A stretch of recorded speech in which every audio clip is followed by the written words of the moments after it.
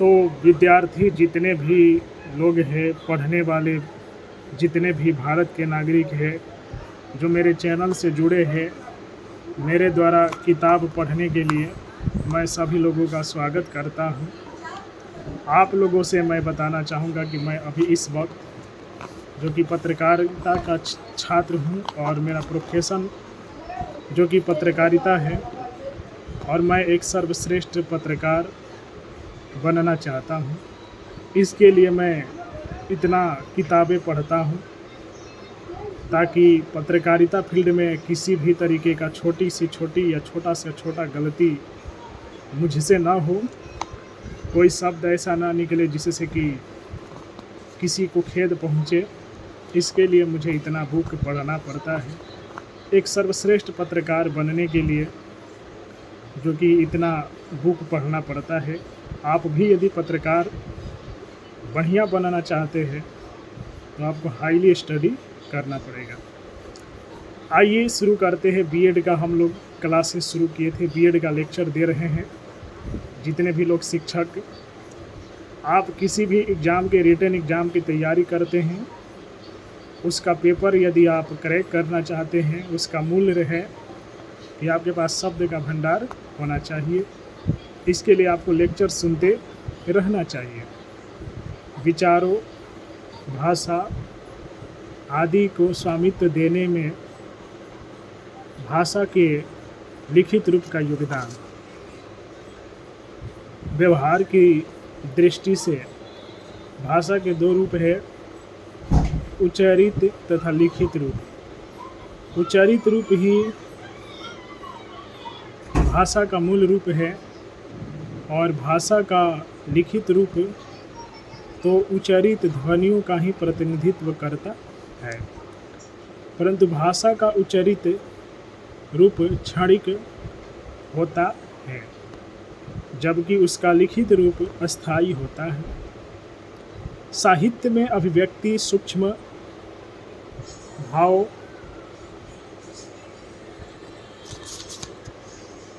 संवेगों, अनुभव आदि को अक्षुण्ण बनाए रखने के में भाषा के लिखित रूप का ही योगदान है। इसी प्रकार भाषा का लिखित रूप देश एवं काल की सीमाओं को लेकर लांघकर हमारे भाव विचारों को दूसरों तक संप्रेषित कर सकता है। जैसे पत्र द्वारा अपने मित्र तक अपने भावों को पहुंचाना आदि। आप लोगों को ये बताना चाहेंगे कि मैं वैसा पत्रकार बनना चाहता हूं जो सभी की सिर्फ़ और सिर्फ न्यूज़ बनाना है मुझे। ठीक है, मैं न्यूज़ बनाता हूं, मैं न किसी के फैन हूं। इस वीडियो से आप लोगों को कहता हूं, नहीं मैं किसी की तारीफ़ें करता हूं, नहीं मैं किसी का विरोध करता हूं। मैं पत्रकार के रूप में सिर्फ़ और सिर्फ न्यूज़ बनाने का कार्य करते हैं, किताब पढ़ने के कार्य करते हैं। बस इतना ही मैं कहना चाहूँगा। मुझे वैसे पत्रकार मत समझिए, मैं एक ऐसा पत्रकार बनना चाहता हूँ जो सभी लोगों का न्यूज़ बनाने का कार्य करे। जो भी लोग इंटरव्यू देना चाहें उनका इंटरव्यू लेंगे। न किसी की तारीफ़ करना है, न ही किसी का मैं विरोध करता हूँ। सभी लोगों का न्यूज़ बनाता हूँ। ठीक है, उपरियुक्त विवेचन से यह स्पष्ट हो जाता है कि मानव जीवन में भाषा का सर्वाधिक महत्व है। प्रत्येक व्यक्ति द्वारा अपना काम धंधा चलाने, चाहे वह नेता हो या अभिनेता हो, सरकारी कर्मचारी हो या व्यापारी, अपने भाव विचारों को प्रकट करने, दूसरे के दुख सुख हर्ष शोक में अपना सहयोग देने, शिक्षा व नैतिकता प्रदान करने, अनुभवों को अभिव्यक्त करने, दिशा निर्देश देने आदि के में भाषा का ही प्रयोग किया जाता है। और भाषा का लिखित रूप उन्हें स्थायित्व प्रदान करके भावी पीढ़ियों तक उन्हें हस्तांतरित करता है। इसके बाद पढ़ेंगे भाषा के रूप। प्रयोग के आधार पर भाषा के दो रूप हैं। अब आप लोग पत्रकार के रूप में देखिए, आप लोग स्पेक्ट्रल्स को लेकर प्रश्न हैं। तो देखिए, भारतीय संविधान तो प्रत्येक व्यक्ति को अपने तरीके से जीवन जीने का अधिकार देता है, ये तो कानूनी रूप से सही है। अगर फिर भी आप प्रश्न है तो मैं यही कहूँगा कि मेरा आई प्रॉब्लम है, जिस वजह से चश्मा लगाना पड़ता है। प्रयोग के आधार पर भाषा के दो रूप होते हैं, उच्चारित रूप, लिखित रूप। इनमें से भाषा के उच्चारित रूप को ही मूल रूप माना जाता है, क्योंकि प्रत्येक भाषा का सबसे पहले मौखिक रूप से ही प्रयोग किया जाता है। इसके विकास के पश्चात ही उसकी लिपि का आविष्कार होता है। अतः जब हम भाषा के रूपों की चर्चा करते हैं तथा हमारा अभिप्राय मौखिक भाषा के विभिन्न रूपों से होता है। प्रत्येक भाषा के अनेक रूप हो सकते हैं, जो कि निम्नलिखित है। मूल भाषा। आरंभ में जब मनुष्य ने भाषा का प्रयोग करना आरंभ किया होगा, उस समय वह मनुष्य किसी निश्चित स्थान पर अपने समुदाय के साथ रहता होगा। उस समुदाय में वह जिस भाषा का प्रयोग करता होगा वह उसकी मूल भाषा रही होगी। कालांतर में अधिक जनसंख्या होने अथवा भोजन की खोज में या किन्हीं अन्य कारणों से उस समुदाय के लोग किसी अन्य स्थान पर चले गए होंगे। वे जिस मूल भाषा का प्रयोग करते होंगे, उस मूल भाषा में भौगोलिक परिवर्तन, नए पदार्थों की खोज आदि के कारण अनेक परिवर्तन आए होंगे। इस प्रकार कुछ सैकड़ों वर्षों के बाद उनकी मूल भाषा में इतना अधिक परिवर्तन आया होगा कि अब वह उनकी भाषा मूल भाषा से भिन्न हो चुकी होगी।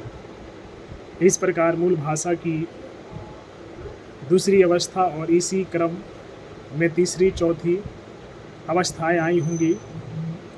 उदाहरण के लिए भारतीयों ये परिवार की भाषाओं हिंदी, अंग्रेजी, फ्रेंच आदि की मूल भाषा भारोपीय भाषा थी। इसके बाद है व्यक्तिगत बोली। यह किसी भी भाषा का लघुत्तम रूप होता है। जिस प्रकार जन्म से लेकर मृत्यु तक प्रत्येक मनुष्य में शारीरिक एवं बौद्धिक परिवर्तन आते रहते हैं, उसी प्रकार उसकी भाषा में भी निरंतर परिवर्तन होता है। प्रत्येक व्यक्ति की बोली उसी भाषा के अन्य लोगों की बोली से भिन्न होती है। उदाहरण के लिए यदि कोई परिचित व्यक्ति किसी पर्दे के पीछे से हमें कुछ कहता है, तब वह उसकी बोली सुनकर ही उसे पहचान जाते हैं। उपबोली। किसी सीमित क्षेत्र में रहने वाले लोगों की भाषा को उपबोली कहते हैं। प्रत्येक उपबोली की अपनी कुछ विशेषताएं होती है, जिनके आधार पर वह अन्य उपबोली से भिन्न हो जाती है। उदाहरण के लिए हरियाणा में प्रयुक्त होने वाली हरियाणवी बोली में मेवाती, अम्बालवी आदि अनेक उपबोलियां प्रचलित हैं। बोली। उपबोली के क्षेत्र की तुलना में बोली का क्षेत्र कहीं अधिक व्यापक होता है और उसे बोलने वाले लोगों की संख्या भी कहीं अधिक होती है। वास्तव में कुछ समान गुणों वाली उपबोलियां मिलकर एक बोली का निर्माण करती है। दूसरे शब्दों में यह भी कहा जा सकता है कि किसी एक बोली के क्षेत्र में रहने वाले दो लोग उसी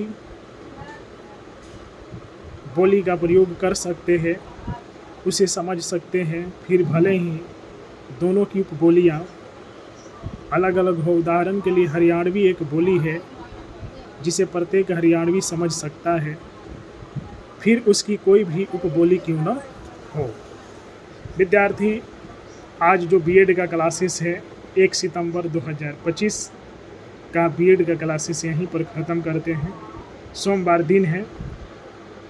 आप लोगों से मैं कहना चाहूँगा कि अब एक परिवर्तन का युग चलाना है और हिंसा का रास्ता जो कि हमें त्याग करना है।